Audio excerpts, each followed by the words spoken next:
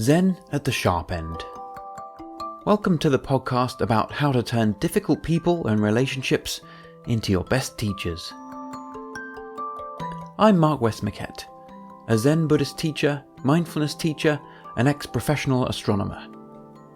This is a podcast to go along with my latest book, Zen and the Art of Dealing with Difficult People, which is out now and available to order in all the usual places. In each episode, we'll be exploring different varieties of people, relationships, and situations that we find irritating, difficult, or painful. Together with a number of Zen friends, I'll be discussing how the practices of Buddhism and mindfulness can help us see our difficult people as troublesome Buddhas, our greatest teachers. This podcast is sponsored by Zen-Minded, an online lifestyle store offering you the very best in Japanese craft, incense, and other Zen-inspired home goods. Check it out at www.zenminded.uk.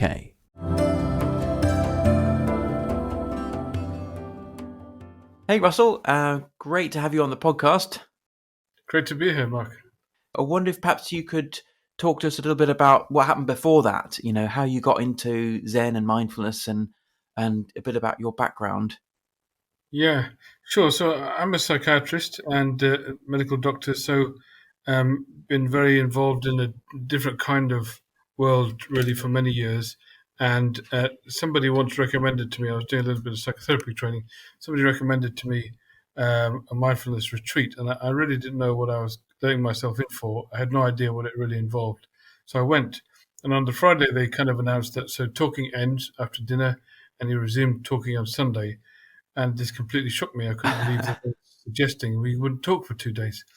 And I had to ask them a few times till it got into my head that we were actually on a silent retreat. And I remember, it was the first few hours was a ghastly experience, shocking. But by Monday, when I came back from work, I felt like I'd had 3 months on leave. It was completely refreshing and changing. So I was determined that I'm going to continue with this. I would continue the practice. This is, 15 plus years ago now. And I continued the practice and then went back to numerous retreats and got deeper and deeper into the practice, became a big part of my life. And then, started to have some experiences in some of these meditations that weren't really described anywhere, in terms of what it is. And in my own field at that time, mindfulness started to come into mental health and things like this. But again, some of the experiences that you have that are a bit disorientating were described as pathological. This is sort of a side effect of mindfulness. But it didn't feel like that to me. In fact, thinking about the history of it and the spiritual origins of mindfulness practice, I started to discover that actually I'm quite sure this is supposed to happen, right? These are things that are supposed to be part of it. It's not an incidental accident. And so I was kind of looking around. Unwanted, I suppose. Unwanted side effects, yeah. That's right, it's not unwanted. But nobody was really talking about that very much. And that's when I kind of came across a little bit about Zen, which was the only time I saw it being addressed as fundamental, because the Western world, the sort of Western mindfulness has washed a lot of this out of this. And that's when I was looking for Zen practice near my area, and that's when I came across Daizan and Zen Ways, and he actually lived very close to me, so he was going past my house every day for years before we finally went and met him. Yeah, and that's when it started to click. So lots of unanswered things started to click and make sense. That actually it does affect our perception of the world, and that's not a bad thing, and actually it deepens our awareness of the sense of things beyond what we can actually perceive, just in sort of concrete terms. So it really reinvigorated my practice. I started writing books about this and connecting it to my work in psychiatry and what patients were experiencing and how that might give us another lens in terms of understanding their experience. And I suppose having had a psychiatric training, that all of this was not really sort of featured in the training. I mean, it was totally different, or just at all. I mean, back in the day when I did it, none of this, mindfulness, meditation, none of that was ever mentioned. It was nothing to do with the training. And yet, for thousands of years in the East, these things, the mind, exploring the mind, had been done for years, for centuries, for millennia, in fact. And interestingly, in a very different way, right? It was the Buddha had used a sample of one, right? And generally in research, in empirical research, that wouldn't be very much used. But actually, it's a totally different subjective exploration, which then he engaged in, and which other people then started to engage in and learn a lot. And it's a different method of gnosis, knowledge, compared to what we use. And being equipped with both suddenly, felt very powerful, and I was able to do my job more powerfully, write about it, make change, and really focus on compassion and how we can make compassion a reality in our services. I think it's helped me immeasurably in terms of my work. I mean, right now I'm very engaged in a lot of research around creating systems of care that are based on mindfulness, that are based on actually the clinicians, the practitioners being mindful in terms of how they create a space for people and deliver care. And Which sounds to me like a complete revolution. Yeah, it's very, very different to how services have always been practiced. But interestingly, I'm asked to give talks around the country all the time now. So I gave one just before I came here up in Northeast, and to doctors and to medical trainings up and down the country, and the number of people with whom this now resonates is huge. Right, people really understand that being present, creating a space for people is fundamental to the healing process. And I get messages about this and responses to talks literally every day of the week now. It's fascinating. Whereas 10 years ago, when I started to get into this, after already having 5-10 years practice, there was no real understanding or awareness of any of this stuff. But the consciousness is really shifting, I think, across the board, which is great to see in healthcare, and really, really profound in terms of the patient experience, I think, ultimately. Yeah, and so, I mean, I could imagine that in your professional life, you must have come across a number of very, very difficult people. I mean, some very, very challenging situations, and people suffering a great deal. So, how has your practice come to bear on like dealing and learning from these difficult, challenging situations? Yeah, I mean, I would say the challenging situations for sure, and lots of suffering within those challenging situations that people are experiencing. And one of the first things that mindfulness taught me is how actually there's real benefit and real wisdom in being able to be present without suffering. Now, if you think about the way that healthcare is designed, it's designed to remove suffering. So, it was a little bit of an eye opener to think actually what we can do is just be present with it and enable people to have some of that and let it go through. Now, we can't always do that. Sometimes the suffering is too great that they need medication or other things, hospitalization. Sometimes that's necessary. But if it's not, and if you kind of create spaces, even small spaces sometimes to be with that, it makes a huge difference. But to be able to do that, you need to have worked on yourself first. Unless we can be present with our own pain and our own suffering, we will never be able to do that with somebody else's. Which is why my kind of expertise has become the teaching of mindfulness to clinicians, to psychiatrists, to others. And I find that once they do that, it completely transforms the way they work. They're able to sit with somebody's pain and not immediately say, okay, let's do this then. We've got a pill for that, or we've got something we can do. We can take you somewhere. Let's go on. Because actually, what's happening is that they can't bear that person's pain. And so they can't really be with it because they can't tolerate it themselves. So those difficult situations. It's quite a profound thing what you say. I mean, to be working in the healthcare field, particularly in psychiatry, and to realise that the majority of people are just not able to be there with someone who is suffering and are desperate to try to alleviate that because they can't deal with it themselves is quite a realization, isn't it? Yeah, I mean, everybody's in this area. They came into this work for the right reasons to be able to help and support people, and it's not just in this field. But I think that as a species, right across the board, when we come across suffering, we want to remove it, and we feel like that is the compassionate response. That is the right thing to do to help them get rid of their pain. But actually, if we are better equipped to be able to be present with our own pain, then we can be present with their pain. And when we do that, it really creates a space where some connection to it, some learning from it, some wisdom, some growth can occur through that. But it does require that patience and that ability to sit with it. And it's a real skill. It takes a bit of learning and some real practice. But when it does happen, and I have patients now tell me, not just me, but lots of people who are working in these different ways about how they've never felt heard in the way that they are now. And that itself is making a big difference to their outcomes. I'm sure. I mean, I'm doing a big piece of research around how this impacts outcomes. So yeah, How the patients feel like they're being heard and how that affects.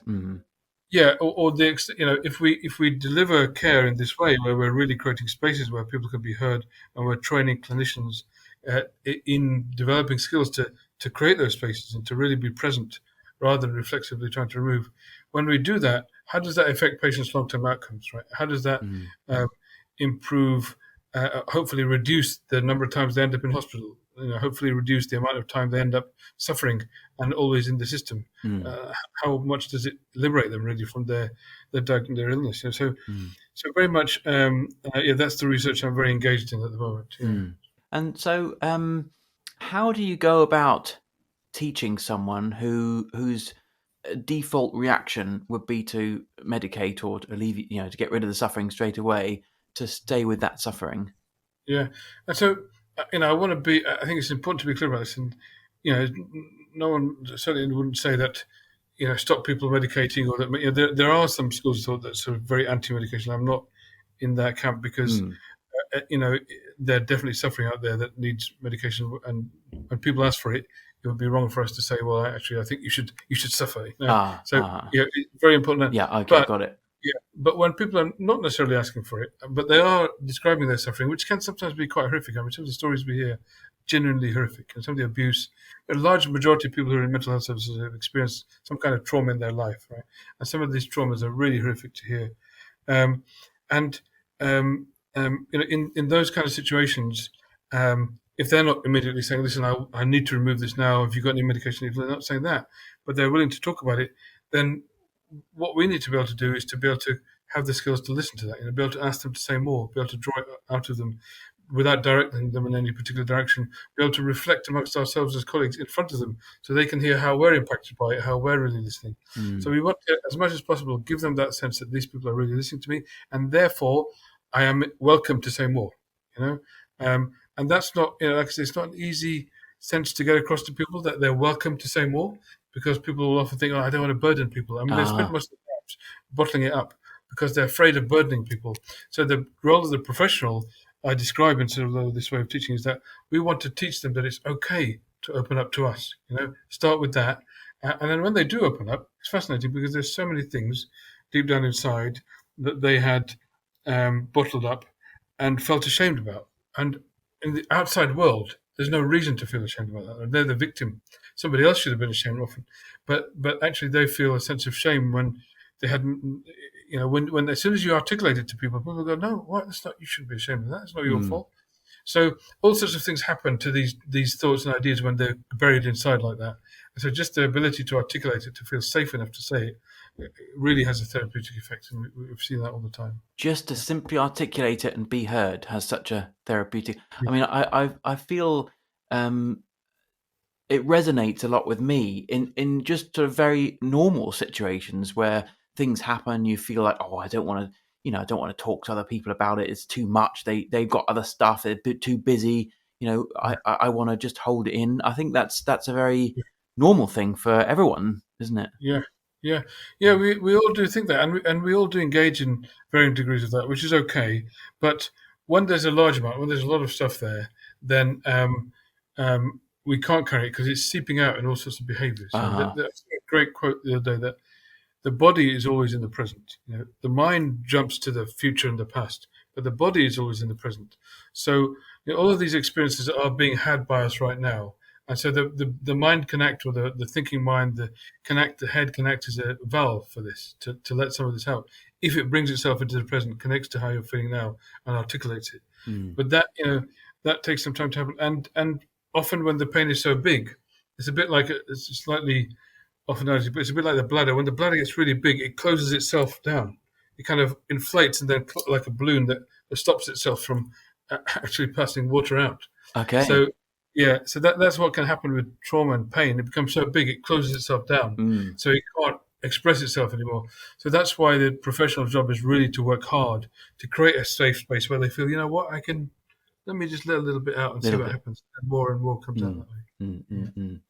So I wonder if perhaps we could turn to talk about some particular examples that you have had from your practice and experience of difficult situations and people, and how that's sort of come up for you, and how that's, how your practice has come to bear. Yeah, I guess in terms of difficult situations, but one thing that comes to mind is the one I'm kind of in at the moment, or have been in recently. My wife is from Ukraine, and Oh my yeah. mother-in-law, lives in Kyiv, and we've thankfully managed to bring her over, as well as some other friends and other people who have kind of been staying with us in this time on and off, and they're very, very traumatized. Of course, they're in very difficult situations, and that feeds into your life. We have young kids as well, and we're trying to manage all of this together. And we can completely understand the trauma that they've been through, the extent to which it's affected them, and trying to. Now we've invited this into our lives, right, into our homes, and we wouldn't not do that, right? We would always do that. Mm. But at the same time, that's something that in many respects is an opportunity for growth for us all, right? So we've almost invited the streets of Ukraine into our home, and so as people cry and Mm. really live the trauma of every news bulletin we're hearing, we're living through that together sometimes, and Mm. that is a real it's a real bringing of pain into our lives and suffering into our lives. But if I see it the right way, it's also an opportunity for growth. And to try to bring about some compassion and expansion. With expansion comes compassion. I always feel, yeah. So that expansion that leads to more compassion through Isn't that. it? So when Yeah, I often feel that when we're faced with difficulty and something that's challenging, there's often a instinctual reaction to contract and to, yeah, to to put the defenses up, and yeah, and what you just say is the opposite, the kind of expansion and the compassion that can come when we do the exact opposite of what our instincts want to yeah. do.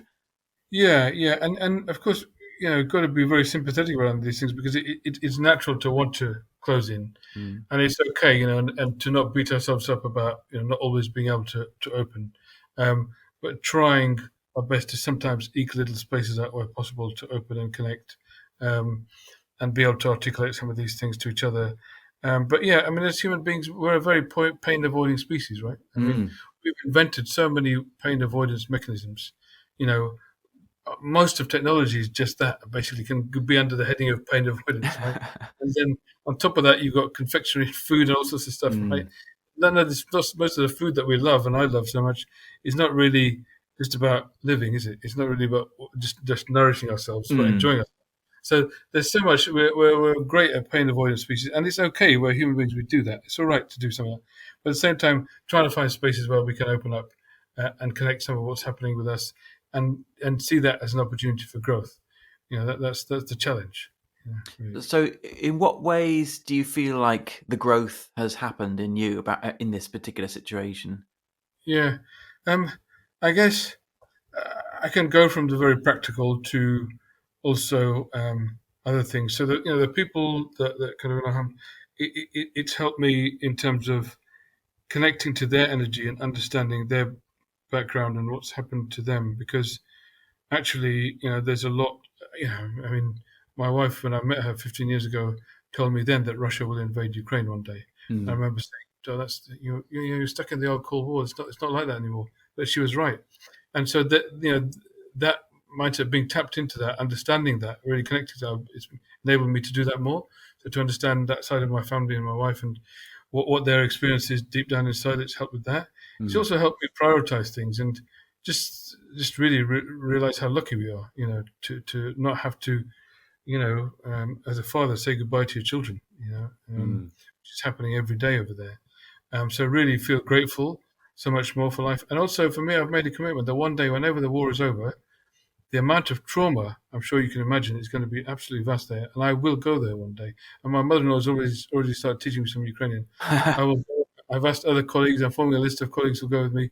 We'll go there when the time comes to help them deal with the trauma because the big hit of the war can often come after it. Mm. What it can do to society could be absolutely paralyzing.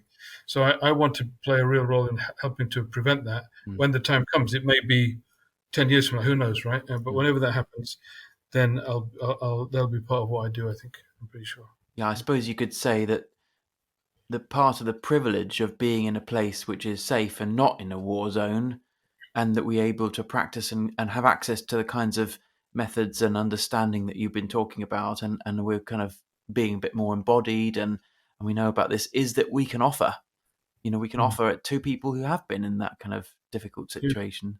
That's right, absolutely. And I think, there's a couple of psychiatrists who are in touch with, say, the Royal College of Psychiatrists in the UK, which I'm linked to as well. And so, those guys are living in fear, but hopefully they survive, and then we'll get in touch with them. And they will need a whole mental health system built, which I'm quite, pretty involved in this country.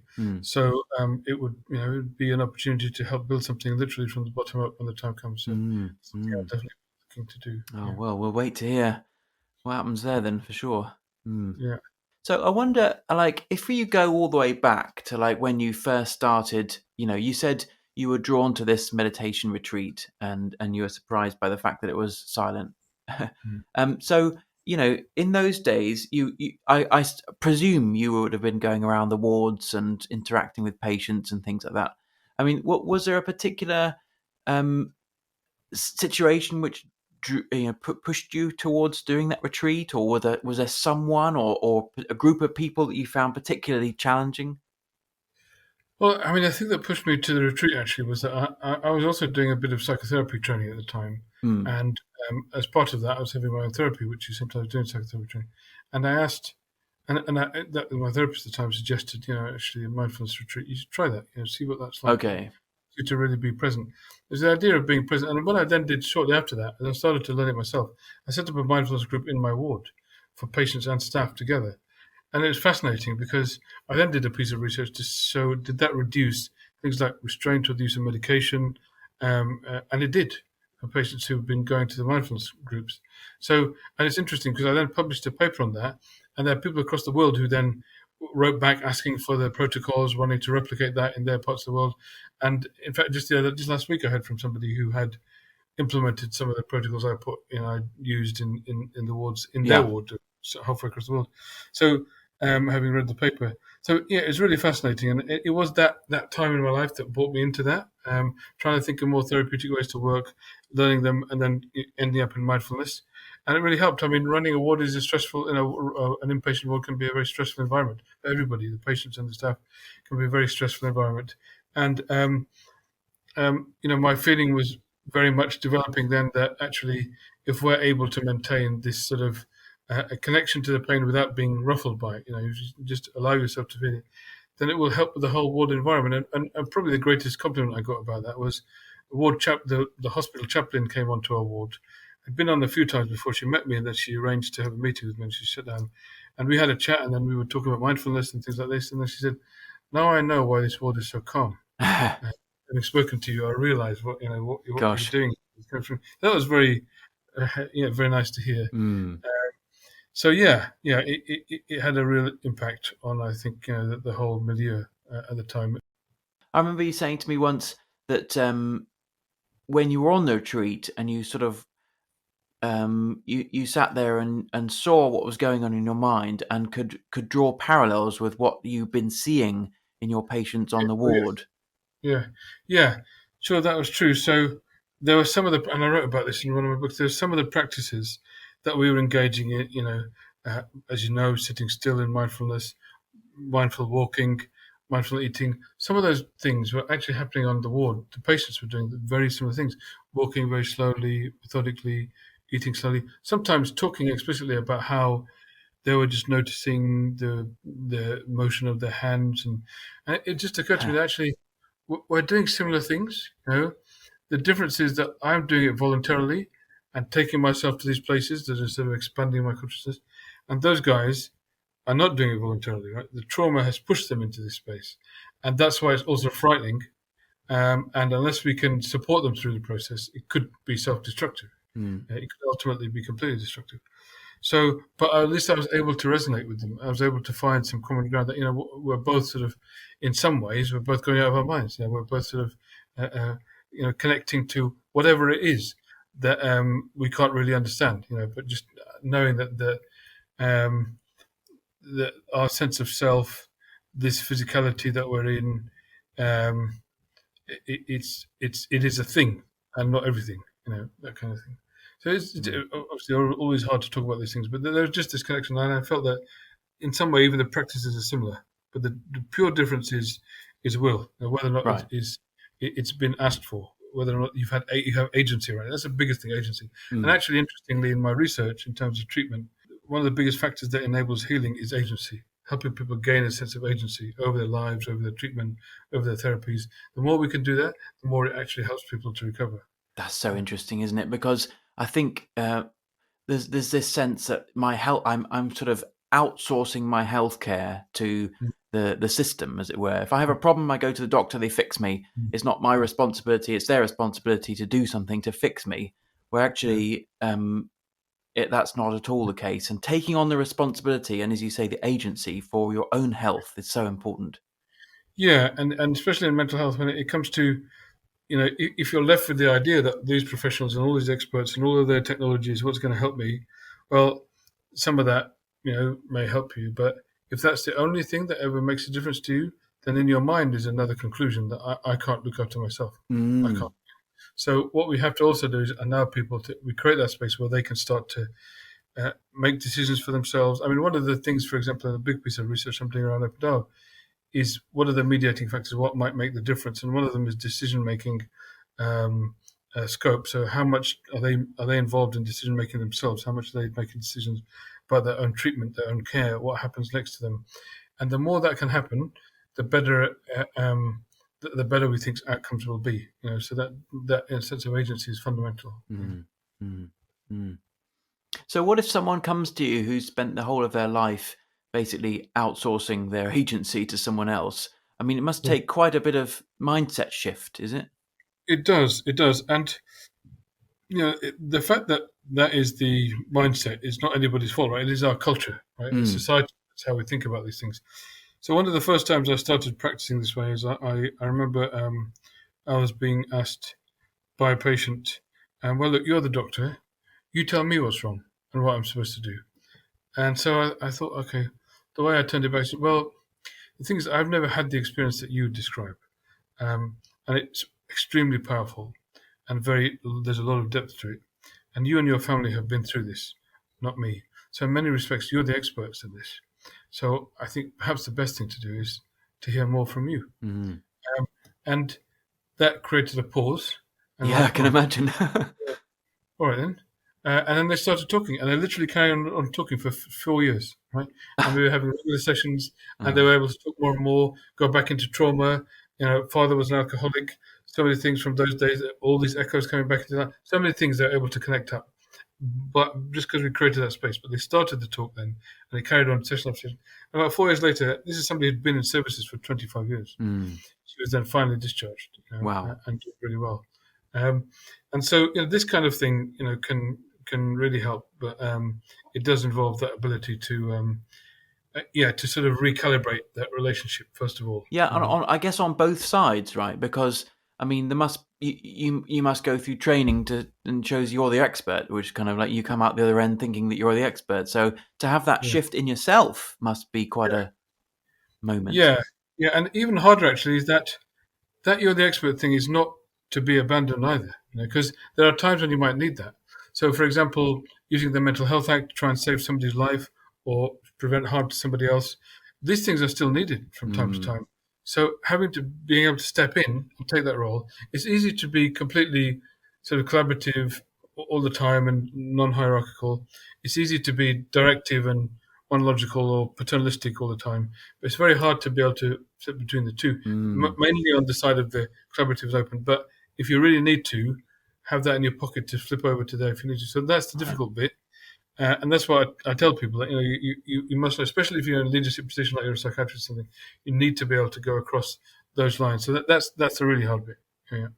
And so how does your practice, like your mindfulness practice, how does that help in this kind of situation to tread that fine line?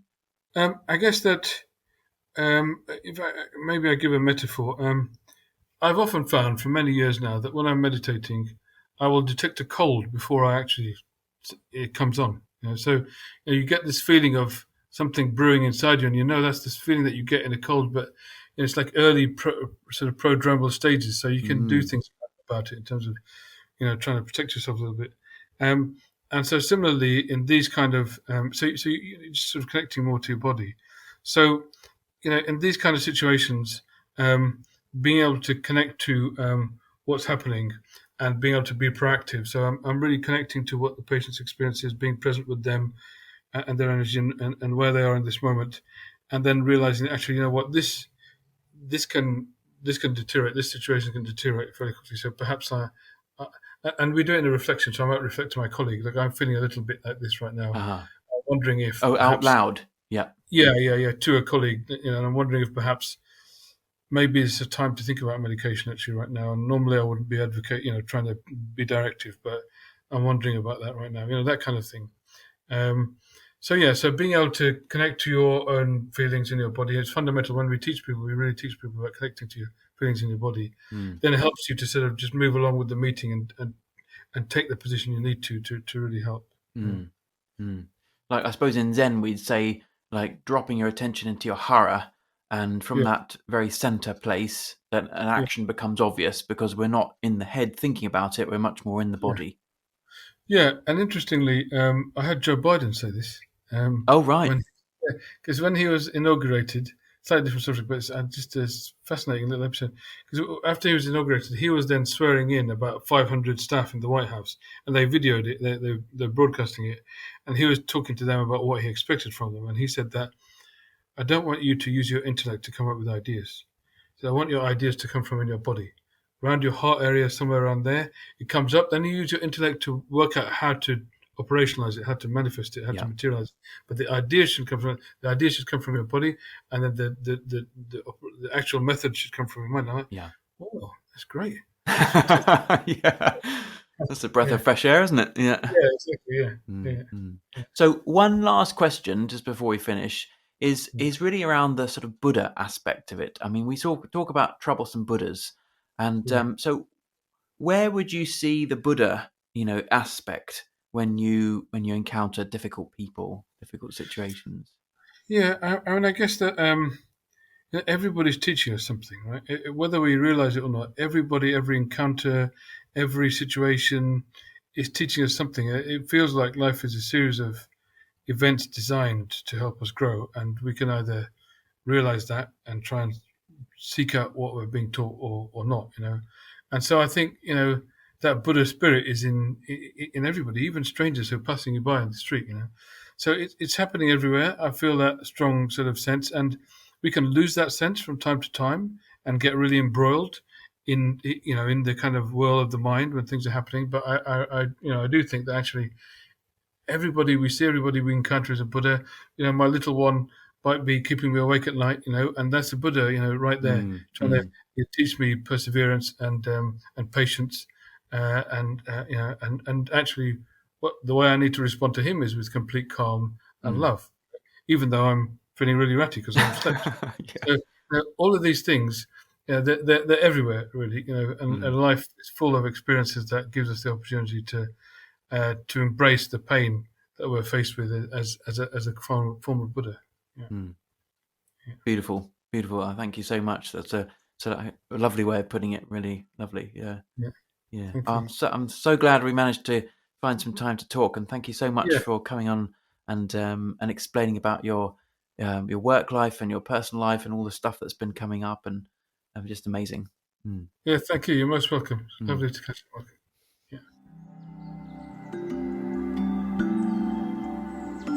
If you've enjoyed this podcast, please leave a review and a star rating on whatever platform you use. And do recommend it to others, because we all have difficult people in our lives, and each of them offers us a real opportunity for learning and growth. For more information about my book and what else I offer, head over to my website, markwestmackett.co.uk. Thanks so much for listening. Bye for now.